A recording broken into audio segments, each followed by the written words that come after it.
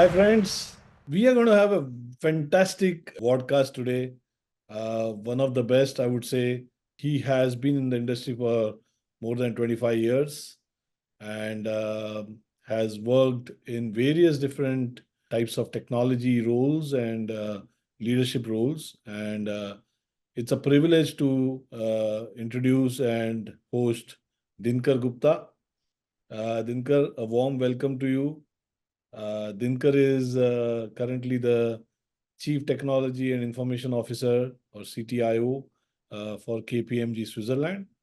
And it's absolutely a privilege to have you today on this call, on this podcast, Dinkar. Thank you, And Uday. sure the audiences of our podcast are going to enjoy this conversation. It's I'm sure going to be roller coaster. All kinds of experiences, your hobbies, and I'm sure at the end we would have a nice guidance from you on how to reach leadership levels. So warm welcome again, Dinkar. Thank you, Uday. Funny you talked about roller coaster. One of the things I'm really scared of. Whenever I visit the theme parks, that's one of the complaints my kids have with me, my friends, my family. I'm really scared of roller coasters. I had my first experience in 2001 in US, and Right. let's say that left a little bit of scar on me. I said, no, I'm not going ahead. I keep my feet on ground. A All right. man whose feet Okay. are on ground, and I could keep it that way. Fantastic. Okay. All right. So, Dinkar, to start with, I know you are currently in probably one of the very, very strategic leadership roles in KPMG Switzerland. And,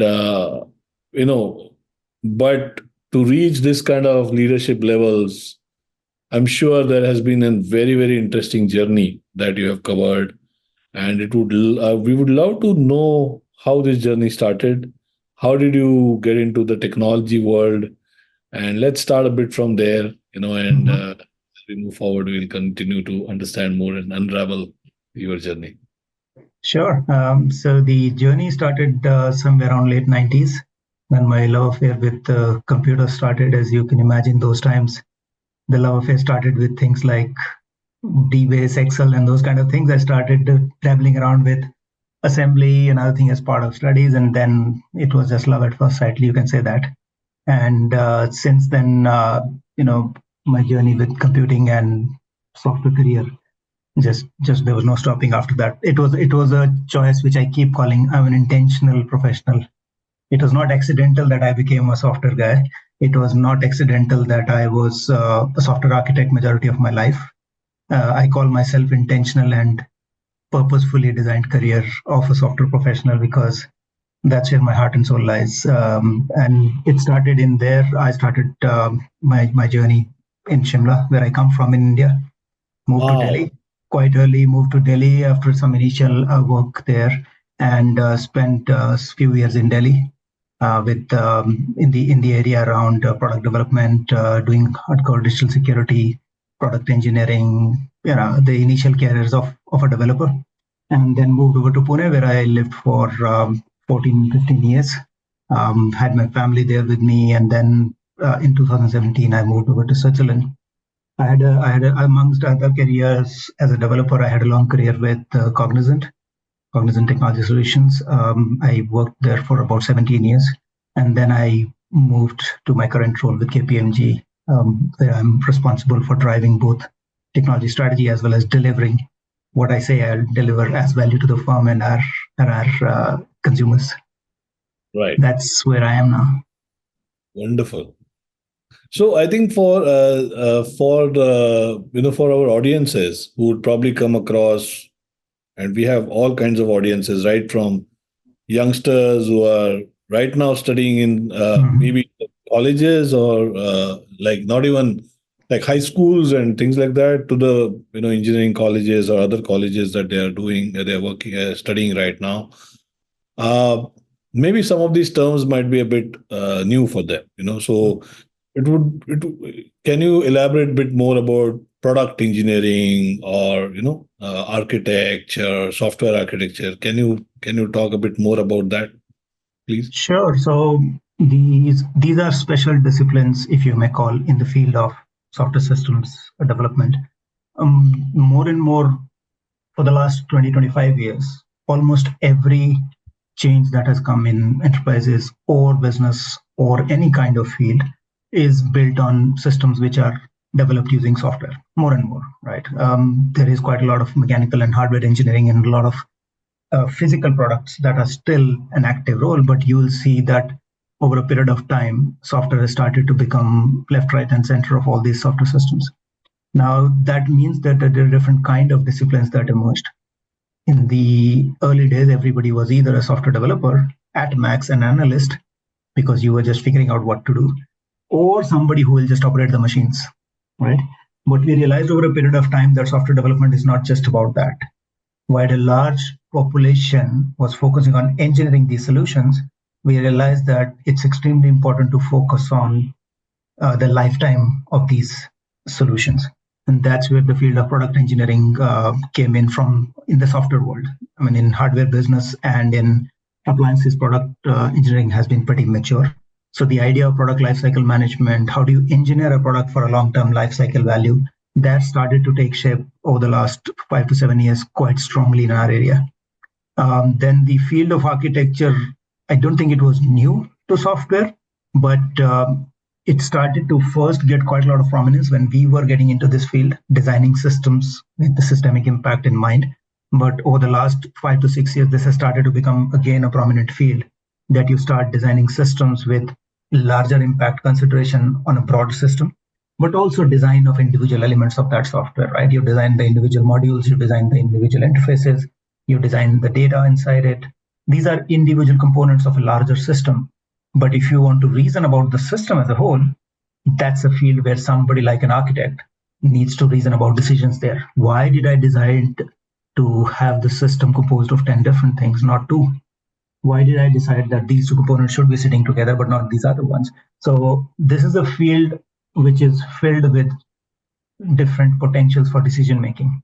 And these roles, which are rooted in architecture, are the primary leaders when it comes to making decisions about what will be the shape and form of the software that runs these systems. On the other hand, there is a third element. So on the one side, you have product specification and life cycle, which means about why am I doing this and in what shape and form am I going to deliver value. On the other hand is the people who design this, in what shape and form. But there is a third very important leg of this trioca, if I may say, which is somebody has to ensure that this becomes a reality through an execution. And that's the field of engineering, software engineering. So once you know what you want to build and why, and what is going to be the shape and form, the third field comes in my term, the three disciplines of bringing software systems.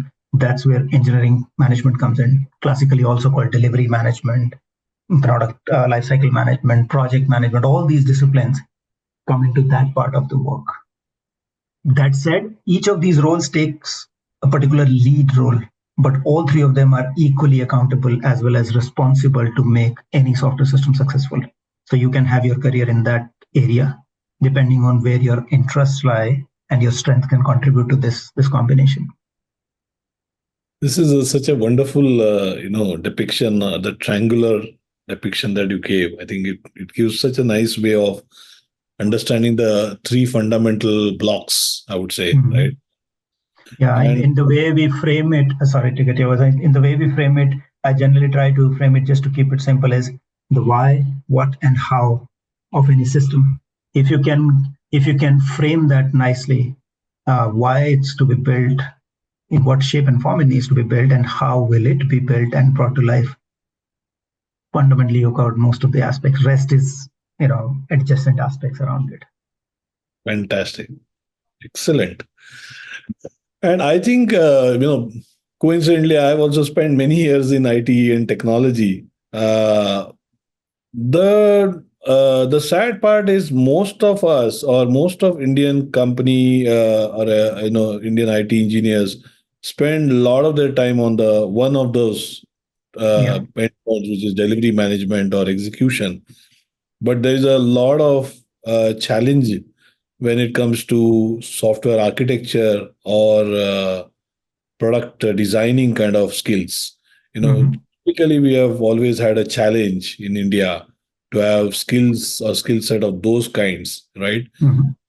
And that has been one of the probably big reasons why we do very well on a brownfield or an existing implementation, but when it comes to greenfield or new architecture or new product, it's always tough. And Yeah, generally, code red projects are always on those areas.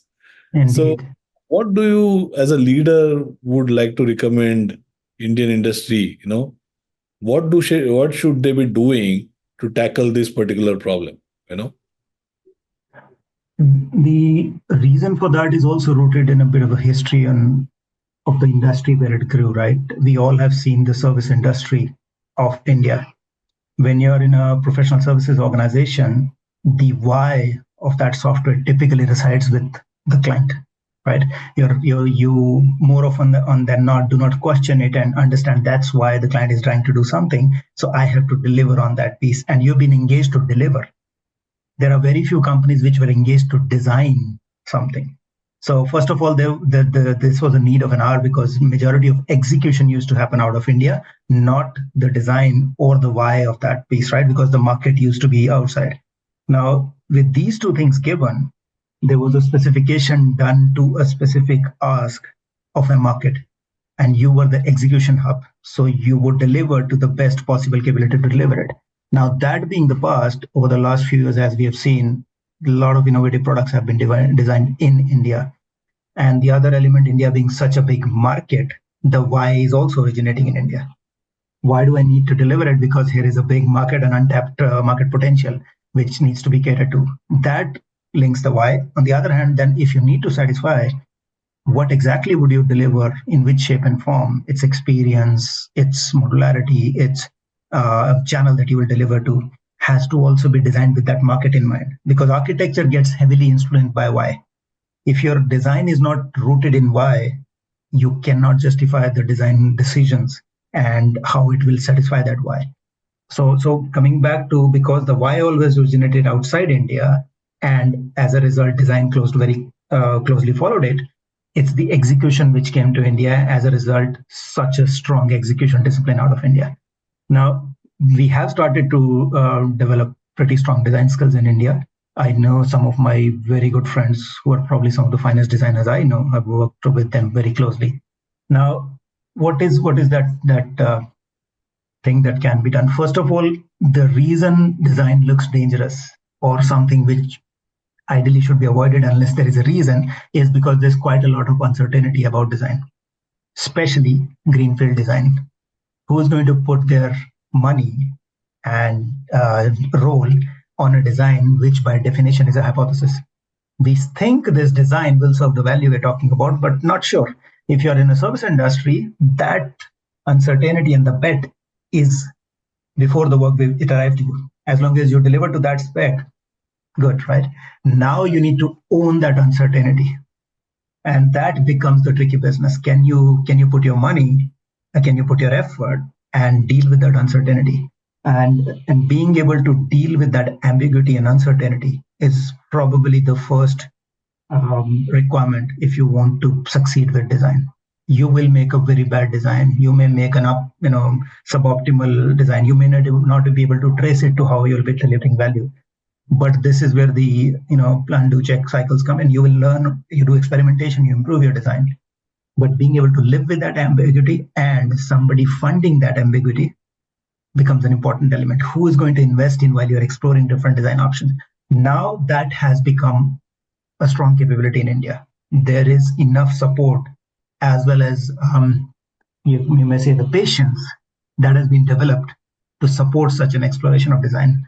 Second element is for design to be successful, as I said earlier, it must be very closely linked to where the why originates, where the consumers are, where, as I say, the beauty lies in the eye of the beholder. So if the design has certain attributes, if your design needs to deliver a faster system, it needs to deliver a cheaper system. If it needs to deliver a system which gives me an iPhone-like experience, if it needs to deliver an experience where I can work in any different language of India across the world, I need to know that context very well. And that is probably another advice I'll give. If you want to design software, immerse yourself in that why. Talk to people who will use that software. Talk to people who have a reason to buy your software. Talk to people who will put their money to sell the software out in the market. Because then you will understand what in architecture we call the quality attributes of a software. What will be the quality of your software? And then you design for that quality. So these are two very important elements. There are a couple of other things which now that, after so many years we've realized is that software design is also an area of two disciplines which have nothing to do with software traditionally. One is economics, the other is psychology. So if you really want to be successful in these in software design, these are two disciplines which I would recommend people to study to really understand how they can actually create software or systems for that matter, which people truly appreciate. Because there are going to be people on the other side who will use your software or who will comment on the quality of the software. There are people, very importantly, today we build software which is one part of a larger interconnect and a system of systems. So your software will some way sit in that chain. And there are people who are going to make their decisions based on your commitments and your quality. What exactly is the quality that they are seeking? So you need to understand beyond what you are delivering, a systemic aspect. What is the economic value of this? People put money on that. You need to appreciate everybody has a different taste. A certain industry, a certain audience, a certain consumer, media industry. If you're creating content for Netflix in US versus Z5 in India, you can't work with the same design. Even the application design can't be same. Yeah, you can copy, but it's not going to go that way. So I think these three things kind of link back to root your design in the why, which means stay as close as possible to the origin of what the software is serving. That will serve you a lot. I'm not mentioning about the classical design skills and architecture skills. Those are given, for sure you need. But if you really want to be successful, that's where you need to be. Right. Very insightful. And I think I was just trying to connect the dots with some of my past experiences. And I remember one of the practices we followed, not because we were proactive, it was pointed out by our customer, the why guy, saying that, hey, why don't you tell your development team that the system that they were building, and that was a payment system, online telecom payment system, that actually almost $10 million worth of payment goes through that system that they built. And when we started telling that to our team, they really found a purpose to the whole, project. Because till then it was just a Java or whatever, React, Angular. It was a technology project. But it became a business project and became a pride as well for them that, wow, $10 million worth of billing is taking place by the certain countries' customers on this code that we have written. So I think the purpose and that importance immediately came up, and that probably changed their way of looking at development as well. Yeah, indeed. In fact, there is another aspect to this grid that you pointed about. I forgot about one part, which is very important. I should have mentioned is the operational reality of where your software runs. As software designers and developers, as engineers, we often are, and this is again going back to software industry in India, we deliver a project to a client, and then after client runs it, I don't know how it runs, which infrastructure it runs. Is it even costly, not costly? Does it run in the evening when people are using it or not? I have delivered my project, right? And that doesn't work in contemporary system. I mean, we all know DevOps topic of you build it, you run it. But that's a very easy term to say, an extremely difficult thing to operate. So if you are building your system, if you're designing something, first part, as I said, is link it back or root it in the purpose, as you said, in the why. But the other reality check is, are you aware of the operational realities where it will run on a day-to-day basis?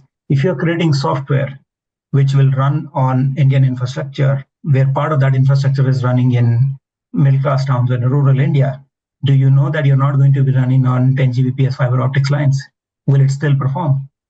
And there are people sitting there where they don't themselves use it. There is a middleman or a woman sitting and acting on behalf of somebody to do that work. Will that work with them?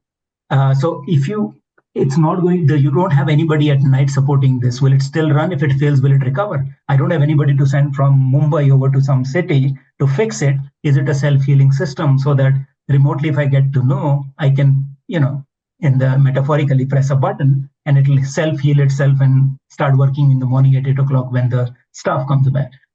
This is the other aspect.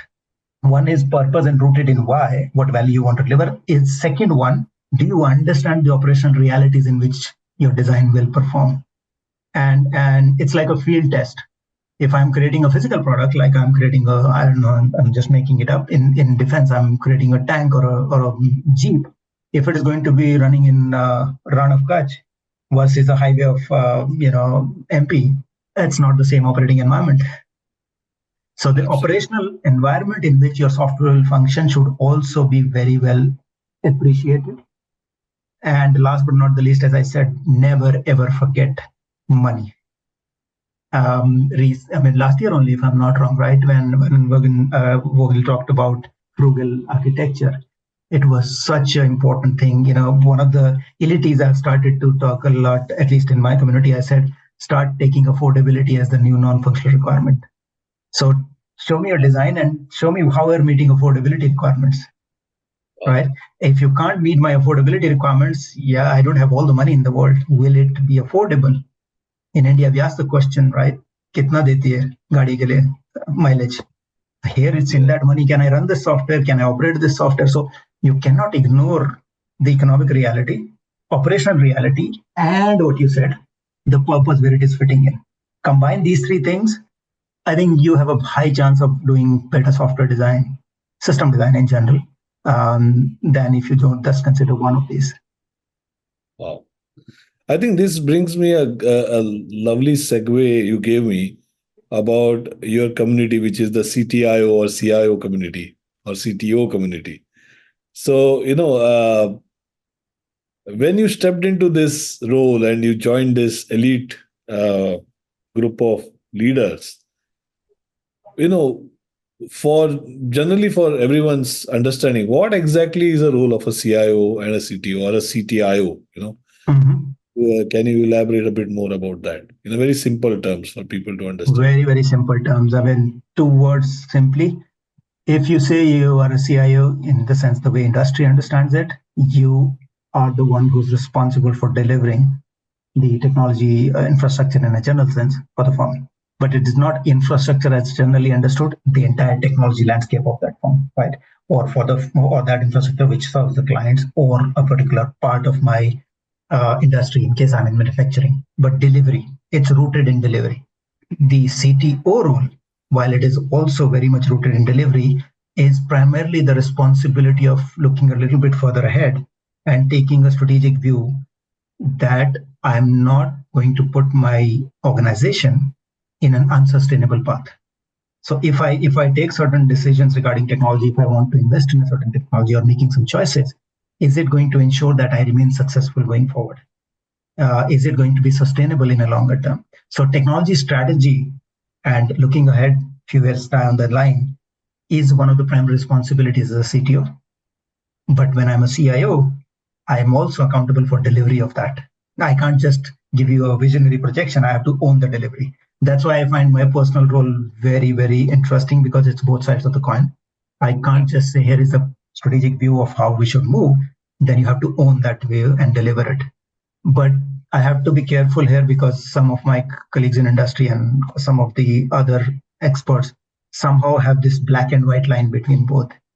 Nobody is just strategic and nobody is just delivery. Right. It's that at a certain point in time in your role, you have to take a hat which is focused heavily on delivery, and at a certain point you have to think deliberately about design a little further down the line, taking strategic directions and setting the path on which we will then deliver. So it's more of a role rather than a persona, if I may say, and it's a very subtle but very important distinction. At a point in time, my CTO persona may be playing a primary role, but at a certain point in time, I have to deactivate that and activate my CIO persona. Some people some organizations have 2 people playing that role, some have 1. I personally enjoy this combination. For me, this is a combination which ideally is the chief digital and technology leadership of a company. Wow. And I think the most interesting and most challenging aspect of this is like a fast moving locomotive or train that is ongoing, is not stopping. This is No. ongoing, right? The business is continuously running, Yeah. and you have to keep navigating your your engine and your company while you're making those decisions. It's not like, hey, I'll stop everything and now I'll take a decision. No, it's all No. running. While you're doing that, you have to still make those decisions. And so, for people to understand, what are those two or three top most aspects that you need to look at from a CIO perspective and a CTO perspective, right? While you are running the engine. Mhm. So when it comes to delivery, it's a balance between the three things, kind of the three roles I told you about, right? And it's also something that I presented in the industry quite a lot. It's a balance between three things: the flow, which is essentially looking at how am I bringing that value soon as possible to the consumers as well as the stakeholders. The quality of design. So what should not happen is a need for speed. I compromise the quality of design, which means I can incur quite a lot of technical debt and risks for my firm. So balancing these two, and the third is the value. Am I really delivering it with the outcome that was expected, or I just delivered a project and like my job is done? So if you keep these in balance, and that in tandem has to work. So in a good old sense, throughput, the work that I deliver, the quality of what gets delivered, and measuring the impact it created essentially are three very, very important things. And this must happen, as I said, in an efficient manner. Because over a period of time, if you're not conscious what it takes to deliver this, the expense will start to become a burden, right? So balancing this efficiency and effectiveness is a very important element when you are a CIO, and you have to make some difficult trade-offs, because the priorities, especially under the economic constraints of your firm, operational constraints, may be different at a certain point in time. That's the CIO. The other interesting aspect I tell you, and this is something that I've learned only after taking this job, and this had made me even more humble about some of the stuff which I come from a hardcore software development background. The dev guys, we never appreciate. I have to be honest and humble here. The kind of work that goes into delivering the classical IT, end user services, workplace services, infrastructure, work, all of that stuff. When you have to own delivery, this is all your baby. Yes. You realize how much work goes into running the core infrastructure of running a modern business. I'm talking about basic things like emails and printers. I never thought about it when I was a developer. Somebody does it. Now you own even that infrastructure's quality. And then you appreciate the wholesome nature of what this job is all about. And I have to say it publicly, it makes you humble. If you are a developer, if I have to tell my fellow developers, leaders, whoever, spend some time in what is traditionally called the classical IT, you will be amazed how much you don't know. So that is the CIO part of the business.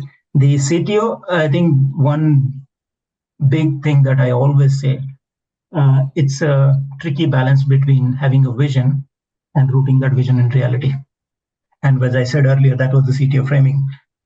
Having a right balance between understanding the economics of business, understanding the psychology of how things move, decision making for a CTO is very critical, and also making sure that you are not drifting away from what is mainstream industry standard. And I'm not talking about standards set by body, but it's very critical that if you are setting direction for your firm, if you are setting technology strategy, or you're setting how I'm going to invest technology money, make sure you measure that you stay in line with what is mainstream, not for following trends. But if you drift too far away from mainstream, the ability for you to run it sustainably, to support with a wider ecosystem, will become, very, very difficult, because the mainstream industry will have lesser and lesser support for doing your kind of things. You will not be able to leverage the economy of scale. You will not be able to benefit from your partners because you started to do things on your own. And this drift is not healthy for anybody, because in order to come back into industry, you have to work with industry. You're not a company in isolation. You are part of a larger industry. So in order for you to come back, it's going to take a lot of energy, and that includes money, effort, and everything. So one of the things which I highly encourage anybody in that role is to manage this drift. And I kind of link it to the term, it's not exactly that, the drift into failure book. I use that drift. If you drift too far apart, the risk of you breaching that safety wall is extremely high. So don't drift into those kind of failures. And also coming back into mainstream takes a lot of time. So those are 2-3 things, managing the drift, complexity of your infrastructure, or keeping it in course with that. You are not like becoming a clan in itself, but you are staying in line with the industry. I think those are some of the things. Right. There is my mind, right? So I get into this candid conversation, my mind starts flowing. So hopefully it is in line That's the way it should be. This is exactly what the purpose of this podcast is, to have a free floating conversation. And that takes me to this question that, do you think CTOs are also more closely responsible for even shaping up the services or products of a company? I believe so. If you are not, the CTO should seriously think about doing that. Because if you are setting technology strategy for the firm and setting the direction in which tech will move, first of all, I tend to avoid differentiating all these different titles, CTO, CDOs, CIOs. I generally tend to see who is leading the firm when it comes to technology movement, and that by definition means digital. I mean, there's no digital without technology. As simple as that, right? So if you are steering the digital transformation and a direction for your firm, if it is not rooted in your service or product portfolio, what is it rooted in? Right. So it is a fundamental element. Anybody who's leading digital or technology for a firm must root all those decisions, all those directions in the portfolio management of that firm, service management, portfolio management, product portfolio management, business offerings. Only then, one, you will be able to relate the value created out of it, and second, you will be able to respond to changes when this happens in industry, because you are rooted in that. Right. And I think I'm sure the nature of the CTO would also depend on the kind of company he or she is leading, right? Like there could be companies like consulting companies vis-a-vis a very, very rich, very deep product company like an Apple, or it could be a very services oriented company, right? Which is like any of the IT companies that we have today. So I guess everyone's service packages, products are different. So I guess CTOs accordingly will have to navigate, right? And in this today's world, I cannot miss the AI world. So how is AI changing your role? The CTO's role or a CIO's role today? Is AI? How do you see, or how is your community looking at AI? Well, there is a mainstream answer to this, and there is an answer that Dinkar believes in. So it's mainstream answer, I guess everybody will have the same answer. It's going to transform the business. It's going to reshape the business and everything. So I'll not give you a mainstream answer. I think that can be Googled these days, or ChatGPT can tell you an answer. My take on this thing is that this is another of the evolution where our ability to respond to business challenges through software is now augmented. We have a better technology for us to respond. It can help in different way. I really like the idea of augmented intelligence rather than artificial intelligence, and that's a good way to think of it. This is augmenting our capability to respond and to deliver solutions which are rooted in software. I mean, artificial intelligence is nothing but software. It is software driven, right? So our ability to now infuse intelligence into our software processes, into software systems, has improved. Some of it is a result of improved technical infrastructure. Of course, models have improved. We have improved much better intelligent algorithms and other things. And then we've also become It's a little debatable, but we have become better with how we handle our data and care about our data. In some cases, more mature and none less. But if you combine these three elements, the power of infrastructure, the evolution of intelligent technology, models, machine learning, and other things, and the sheer power of data, if you combine this, our collective capability to solve business problems using software has been enhanced. Correct. And earlier we were using it for doing pure play processing. We were deploying AI into processing. Conversational AI is nothing new. I mean, at least, I don't know, 12, 15 years old when the conversational AI started. The early attempts were, of course, patchy. Now it is a lot more sophisticated. But still, if you look at the way AI is being talked about right now, we are still talking about sophisticated chatbots, most of the cases. So it is still the conversational interface which we are trying to experiment. The internal layer, which means if I go to good old software straight through processing, that's where some changes will happen, which means you will become a lot more efficient and intelligent through your algorithms and processes to process information. And last but not the least, you'll be able to make sense of a lot of your data and interface coming in from external world. So if you look at this way in three layers, your ability to understand the incoming data and information, which means now you can also understand in natural language, which means natural language understanding on one hand. Second is processing that and extracting information out of this, executing things on their own, whether agents and other things. And last but not the least, interacting with people in a different way, which means generation and interaction, conversation. Each layer of our interface has a enhanced capability now with new AI technology with all three layers. In some cases, new way of handling data has evolved. In some cases, processing. In other cases, conversation. But saying that it is another fad going on, I don't think so. This is definitely something which will stay. Yes, we will raise our bar to normalize it. We'll understand that this is like another technology evolution, which we now need to embed into our software designs. Because some of the observation, if you look at right now, the promise of it's going to transform a particular business, great idea. What? And that's why the three things come in. Why should I transform? So unless you root the application of AI in the value framing, no point.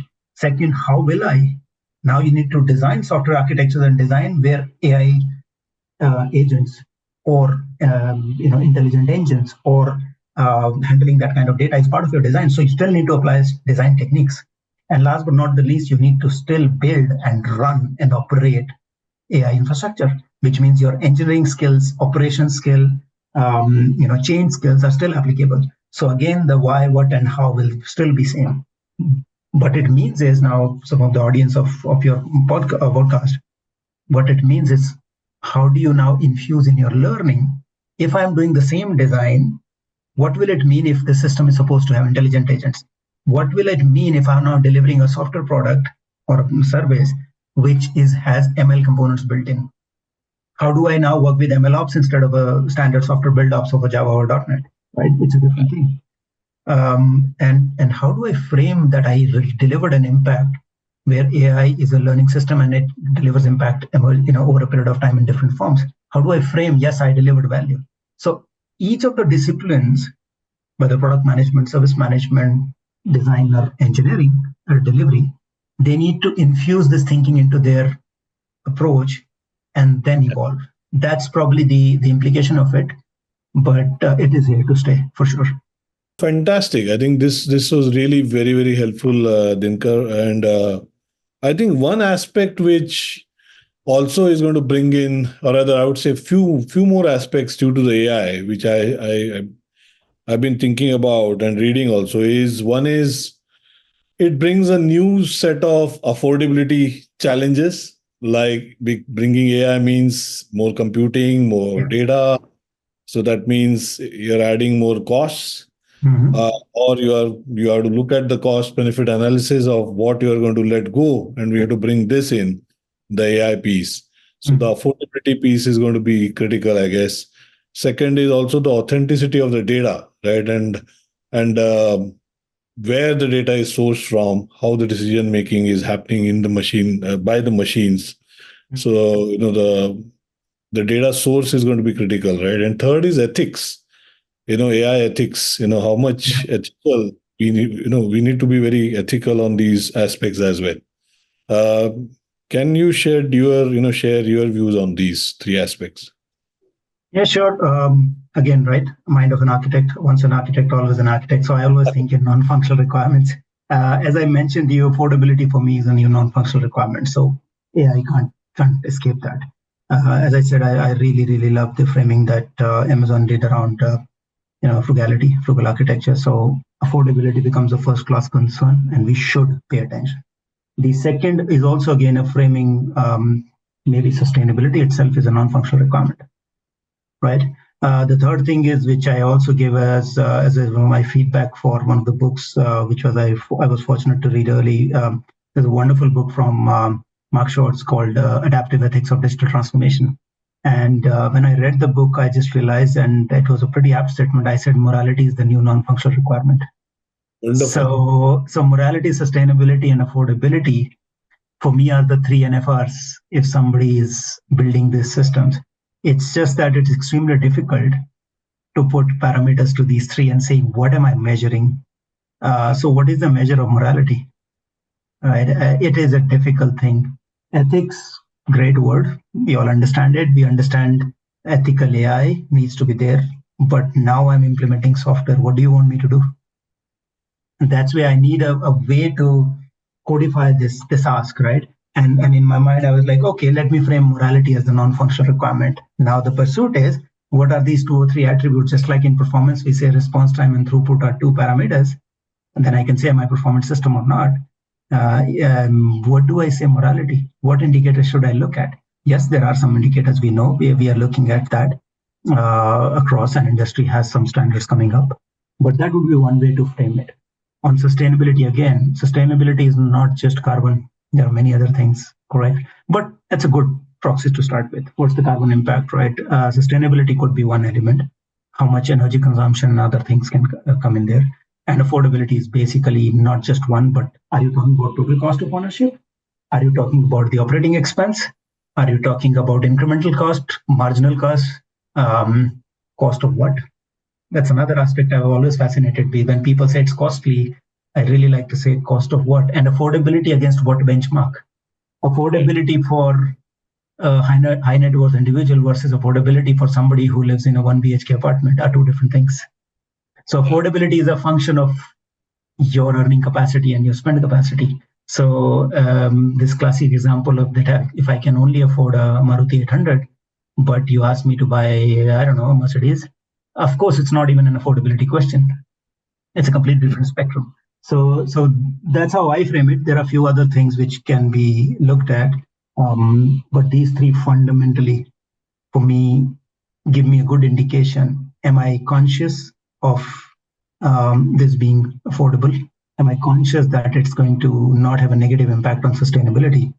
And by the way, sustainability for me also includes element around diversity and inclusion, because AI has an impact on that, whether it is inclusion of data set. It has an element of security governance as well, right, from ESG perspective.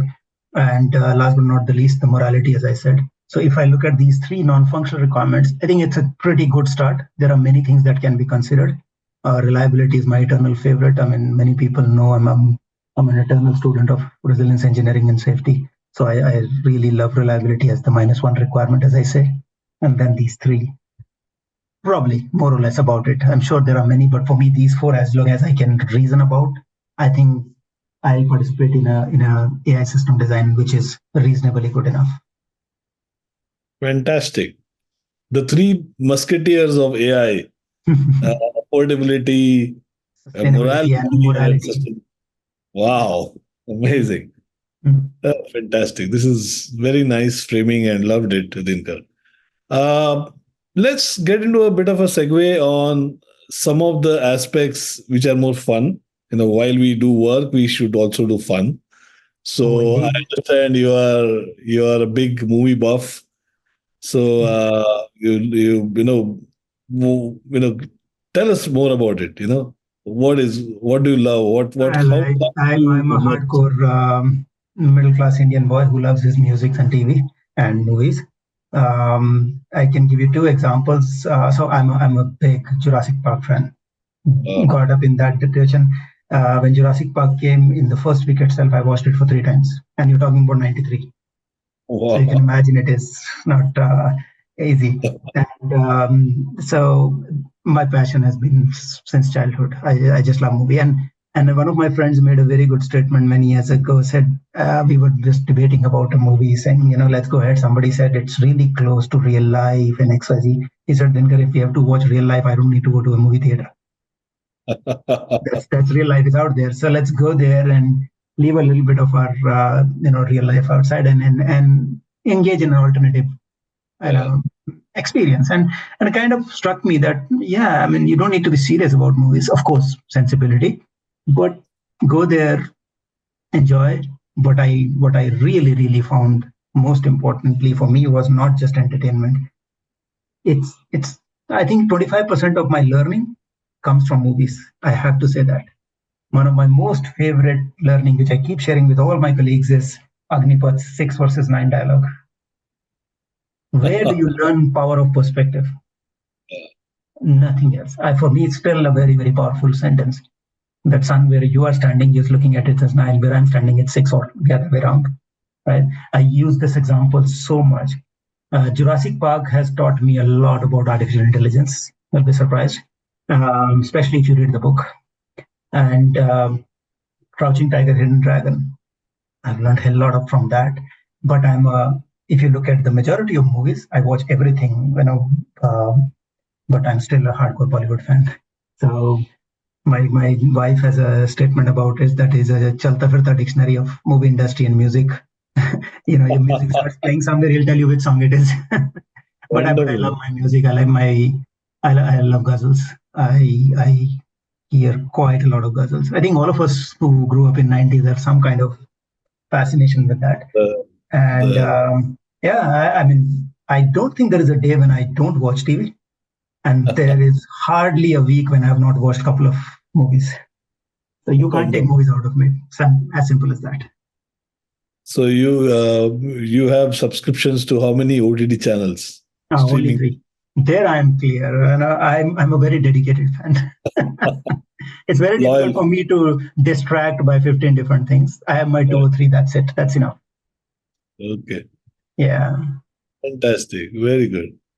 I think the final segment is all about career guidance, Mhm. and uh, it's very it's an important segment for us because we try through our podcast to pass and pass those tidbits, those the guidance for all these budding engineers and architects and anyone who is working Mhm.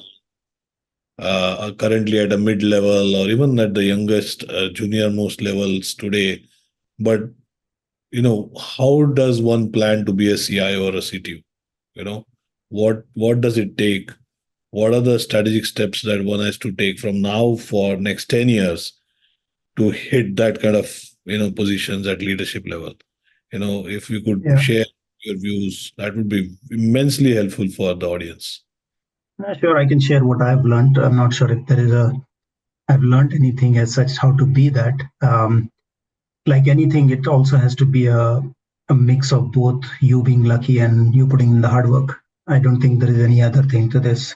Um, I was fortunate enough to be mentored by right people. I still recall those individual moments when I got that small advice which changed the course of how I was going through. And I'm thankful for all those mentors, some in personal life, some professional. You were always at the right time at the right place. So somewhere you need luck on your side. On the other hand, one thing is very, very clear, and that's probably a message. Please do not skip experience learning, and do not try to be the next um, career step. That pursuit should not be there. Now, I'm not saying ambition is bad, but one of the observations I've made is that seem to be in a hurry to progress, and Mm. we try to skip the learning. Um, We learned many years ago when we started programming that premature optimization is the root of all evil. I think Yes. that you should apply to your career. Yes. Yeah. The other thing is, many years ago when I read Range for the first time, the book Range, I realized the power of exploring broadly when you're at the start of a career. Yeah. Right? It's very important. Don't try to prematurely optimize. This is what I am. Explore, build breadth, and then pick up a couple of those areas which are really a nice balance between what you are good at and where you can really make a difference. But then go deep, deep. Do not skip stages to get experience. You cannot. There's no fast track to experience. Yeah. You have to go through the experience. One other thing which I'll mention is if you really want to uh, be relevant in these times, especially with the changing things, do never ever, under any condition, lose your learning ability. That idea of Curious George, stay hungry, stay foolish, or whatever other inspirational quote you want. Make sure learning is your first and foremost mode of operandi every day in your job, in your daily life, in your professional colleagues, cultures, and everything. And the second thing is, if possible, as soon as possible, make sure you find the right mentors and people to work with. It's a very important part. And never, ever stagnate into the same role forever. Please keep exploring different things, because the breadth of that experience will help you understand where you can start focusing on and then move in that career path. That's all I can say. But do not skip stages in learning. And for God's sake, one other thing which I keep telling all my friends: do not suffer from Dunning-Kruger effect. You will recognize whoever is watching. What is this? Just look up internet what it is.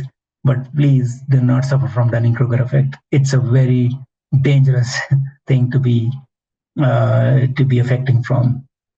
And if I have to tell one thing in today's age, finally, success comes, but after you've been responsible in being a resilient human. Invest in your health. Invest in your health. Invest in your well-being. Invest in your family. Invest in your financial safety. Because if none of these are in place, success will come, but only temporarily, because the roots are not there. The good old Indian saying of roti kapda makan are still relevant. I'm not saying in a negative sense, but if you do not, first of all, remain a healthy individual who is a resilient individual, rest everything will not work. Invest in yourself being a healthy individual, invest in healthy relationships, healthy ecosystem, then look at how successful can you be given this. I think that is immensely valuable. And anybody starting their career, yes, physical, mental, and financial well-being is extremely critical if you want to really build a sustainable career. Wonderful. Thank you so much, Dinkar. I think this has been a fantastic conversation. And I'm sure our audiences would love this whole episode. Thank you once again from me and Privil and the whole Entertainment Technologies team for spending 1 hour with us and really giving your insights. I think a wide range of subjects we talked about, right from the CTIO function, your journey, and also some very important quotes that you have. Actually, your quotes will become popular now, famous, I guess. There's some very interesting aspects you have talked about. So it's a privilege to meet you and talk to you. Thank you so much, Dinkar, for giving us the time. Thank you very much for inviting. It was a pleasure and was a really nice setting to have a candid conversation. Really enjoyed it, and hopefully your audience also benefit from it. I'll be happy to have a conversation anytime again. And it was great to see you once again. Thank you very much. Take care.